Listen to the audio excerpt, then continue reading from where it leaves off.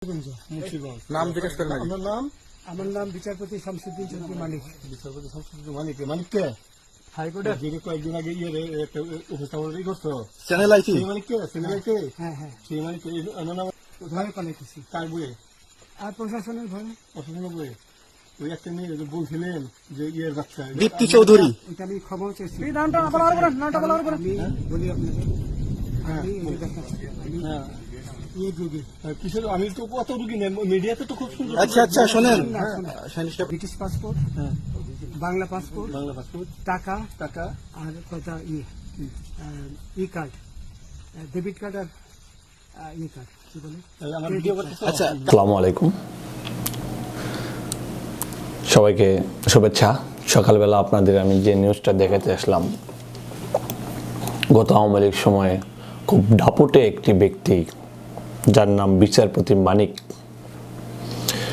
যার গরমের টকশোতে এতটাই দাম্ভিকতা ছিল তার মধ্যে, তা কোনো সময় কোনো টকশোতে তার নাম নিয়ে বা তার নাম উচ্চারণ নিয়ে কখনো উপস্থাপিকা, কখনো তার প্রতিপক্ষকে সর্বদাই তিনি রাজাকার বা রাজাকারের বাচ্চা বা স্বাধীনতা বিরোধী এগুলো তকমা দিতেন।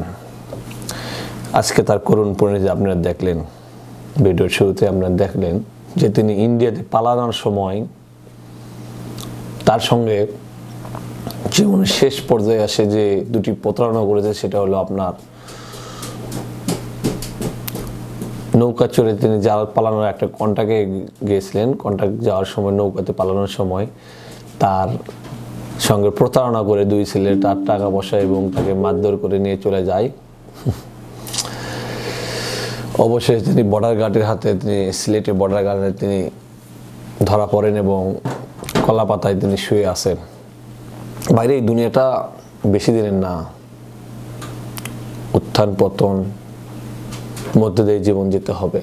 কিন্তু আপনারা যখন ক্ষমতায় থাকেন, ক্ষমতার কেন্দ্রবিন্দু থাকেন, মানুষকে তুচ্ছ মনে করেন কেন রে ভাই? এটা ঠিক না। আজকে যতগুলো আওয়ামী লীগের নেতা ধরা পড়তেছেন, কখনো কেউ কাটতেছেন, কেউ কারো দোষ দিচ্ছেন, কেউ হাসিনার দোষ দিচ্ছেন, কারো ওবায়দুল কাদেরের দোষ দিচ্ছেন।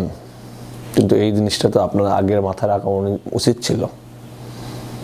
আপনারা জীবনে অনেক বড় ভুল করেছেন, যা বলে শেষ করা যাবে না। তো যাই হোক বন্ধুরা, বিচারপতি মানিকের কথায় আসি। তিনি বিচারপতি থাকা গেলে এতটাই চাটুকারিটা ছিলেন যে সর্বক্ষেত্রে তার ক্ষমতা অপব্যবহার করেছেন। সব পক্ষেই সরকারের পক্ষে রায় দিয়েছেন। তিনি কখনো ন্যায় অন্যায় দেখেননি।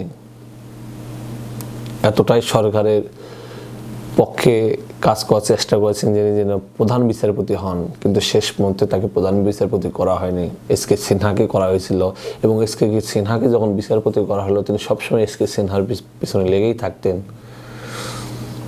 তার পরিণতি সর্বশেষ আপনারা দেখছেন যে চ্যানেলে একটু উপস্থাপিকা রাজাকারের বাচ্চা বলে, সেই উপস্থাপিকা এতটাই ধৈর্যের পরিচয় দিয়েছিল ভাই, এতটাই ধৈর্য পরিচয়, সারা বিশ্বে বা সারা বাংলাদেশের মানুষের যে প্রশংসা কুড়িয়েছেন। আর বিচারপতি মানিককে সবসময় উত্তেজনাপূর্ণভাবে কথা বলা দেখা গেছে, যা আপনাদের কখনোই কাম্য না। তো যাই হোক বন্ধুরা, তার শেষ পরিণতি হলো, শুনলেন তার মুখে, প্রশাসনের ভয়ে নাকি তিনি পালাচ্ছিলেন। আর পালান তো লাগবেই, কারণ অপকর্মের ফল বা অপকর্ম করলে তাকে যে কোনো মুহূর্তে গ্রেপ্তার হতেই পারে, এটাই স্বাভাবিক। কিন্তু তিনি কখনো জানতেন না যে এইভাবে তাকে পালাতে হবে। আর তিনি স্বপ্নেও কল্পনাও করেনি যে তার শেষ বয়সে এই পরিণতি উপভোগ করতে হবে। উপভোগ করলেন, কারণ কর্মের ফল।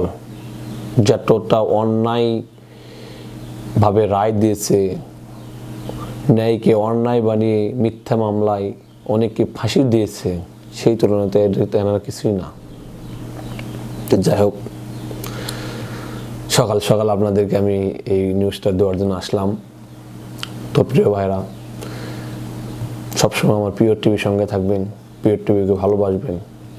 পিরিয়ড টিভি সবসময় আপনাদের সঙ্গে থাকবে। ভালো থাকবেন, সুস্থ থাকবেন।